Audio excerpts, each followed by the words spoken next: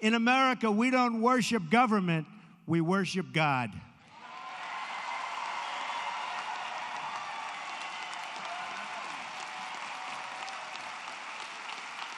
Because one of the potential attack lines has to do with an answer you gave to Frank Luntz months ago when you said that you've never asked God for forgiveness.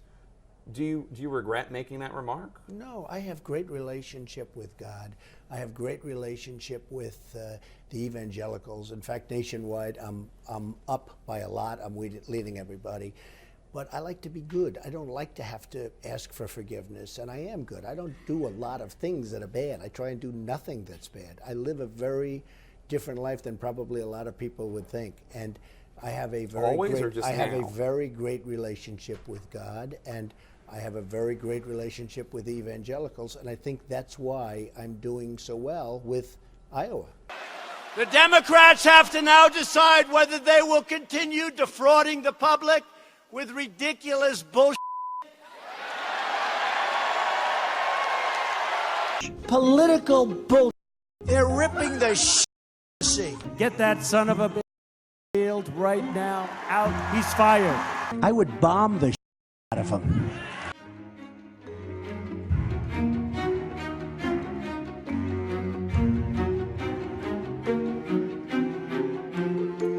My administration will always support and defend your religious liberty.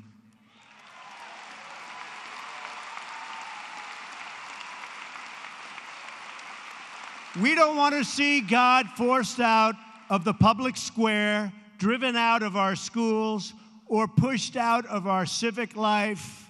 We want to see prayers before football games if they want to give prayers.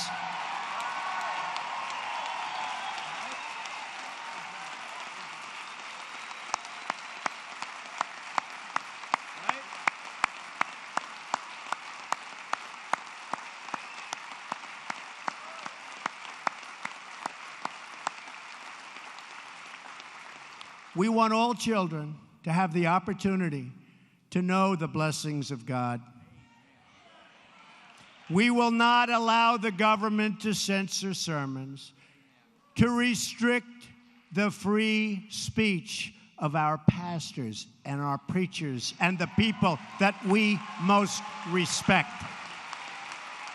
That is why, just as I promised Pastor Jeffress and other faith leaders, I just signed an executive order following, and this is something that makes me very happy and very proud, following through on my campaign pledge to stop the Johnson Amendment from interfering with your First Amendment rights. That is why I will get rid of and totally destroy the Johnson Amendment and allow our representatives of faith to speak freely and without fear of retribution. I will do that, remember. There are enough evangelical Christians in this nation, Pastor George, to affect the outcome of every single election and affect it in the right way. There's an awakening taking place, and this awakening is much bigger than we think.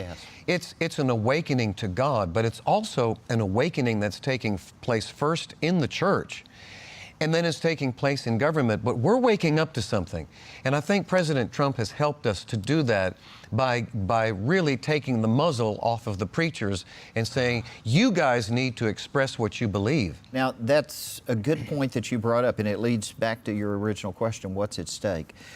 President Trump has issued an executive order to the Treasury Department, that is the taxing authority in this country, to not pursue what's called the Johnson Amendment. The Johnson Amendment, passed by Lyndon Johnson when he was a senator from Texas back in the 1950s, essentially muzzled the mouth of anyone once they had become a pastor or a minister. Well, he took that off, said don't do that anymore, let them go, because he knew that we still have freedom of speech even though we become pastors. That needs to become law, though, to do away with the Johnson Amendment. It was passed as a law. It's suspended now through an executive order, and we need a House of Representatives and a Senate that will pass pass into law so it stays there permanently, Yes. that the government can no longer come against you and I just because we're ministers. That's why we have to keep the House and the Senate in order to see legislation like that go through. You know, I had such an awakening myself during one of the broadcasts some years ago with David Barton when he started talking about how important it was for pastors and ministers, because at the founding of our nation, that's where direction was coming from the pulpit. And so David is so good about talking concerning the fact that government is of God. The devil would try to lie and keep us out of it. We need to stay in it.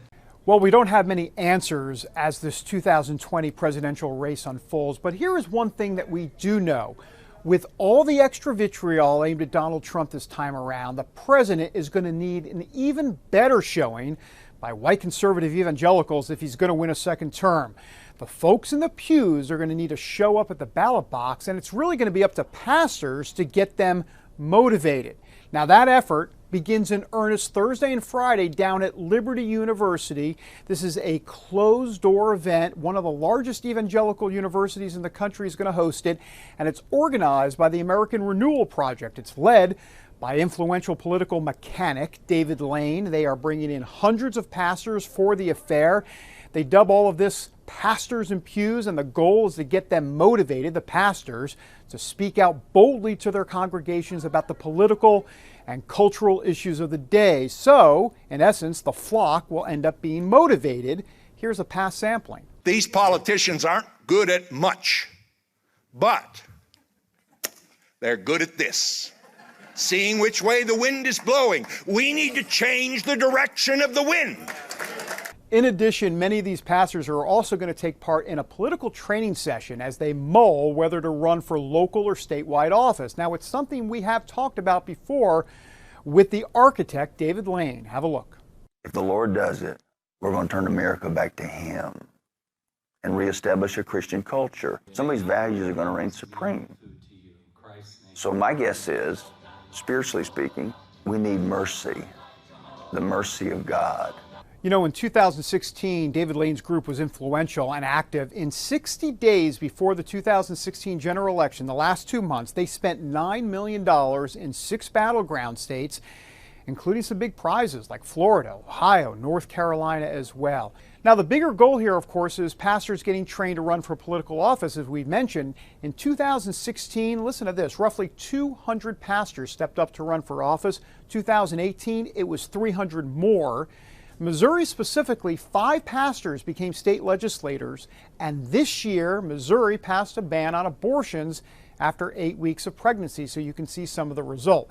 By the way, the goal for 2020, 1,000 pastors running for office. Of course, that would be a game changer, and the state-by-state approach to all of this begins this week down in Lynchburg.